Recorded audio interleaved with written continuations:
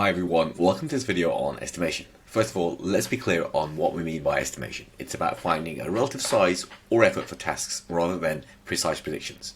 In this video, we'll have a look at how teams implement estimation as well as the pros and cons of estimation. We'll also look at alternatives to typical estimation exercises that you might find useful. Typically, teams will use things such as relative sizing, so story points or t-shirt sizing, fruit type, etc. The idea here is to consider relative size for a user story. So for example, with fruit sizing, you might assign a task the size of an apple, and then all other tasks are assigned relative to it. A watermelon task, for example, is going to involve a lot more effort than an apple task. So the idea is that the size of the fruit equates to the size of the task or the effort required to complete that task. I personally dislike this type of estimation. I don't really feel it adds value to the process, and frankly talking about a kiwi-sized task feels somewhat ridiculous.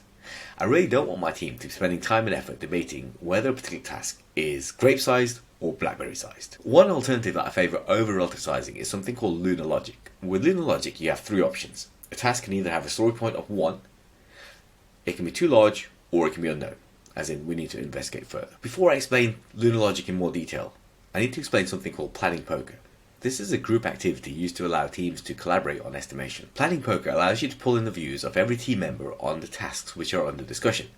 The first step is to discuss a particular task or user story. Then each team member will write down, without other people seeing, their estimation of the task. This could be in the form of a story point, fruit size, t-shirt size, whatever you're using.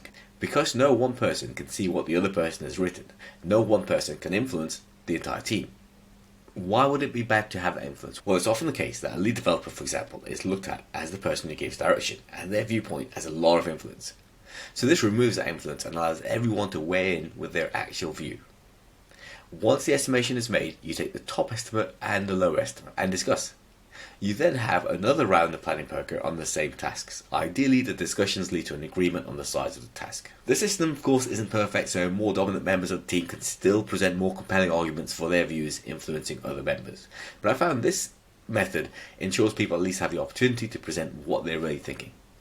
And that really helps bring out any possible assumptions and ensures value in this exercise. So going back to lunar logic, let's see how this works with planning poker. The team discusses the first task, then votes using planning poker that it's either a 1, too big, or unknown.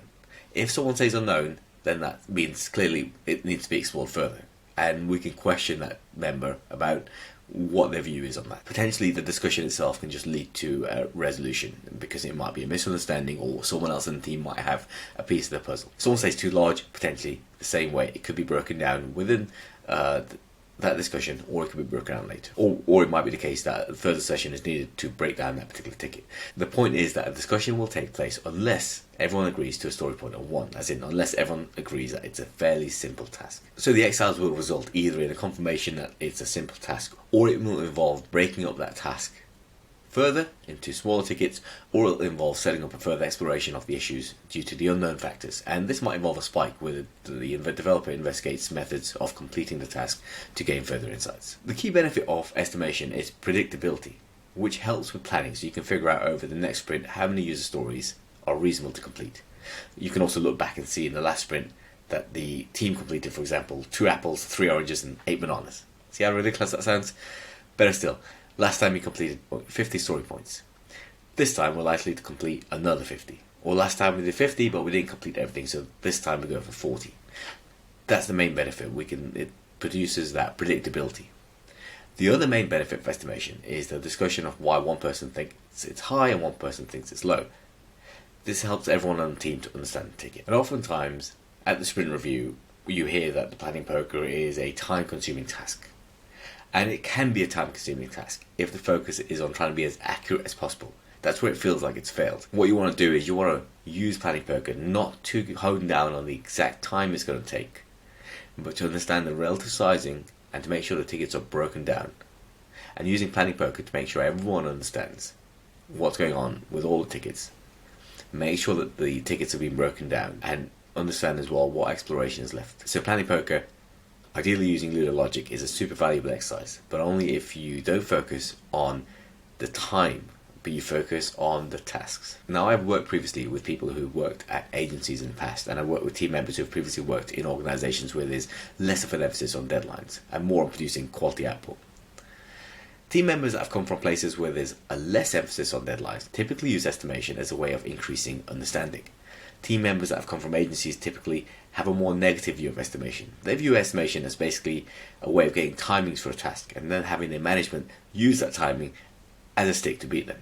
So you have to be careful when using estimation or introducing estimation to your team, because you don't know what their experiences are with estimation. Generally, what I do is make sure that there's an understanding that the focus of estimation is on shared understanding. It's on breaking down those tasks.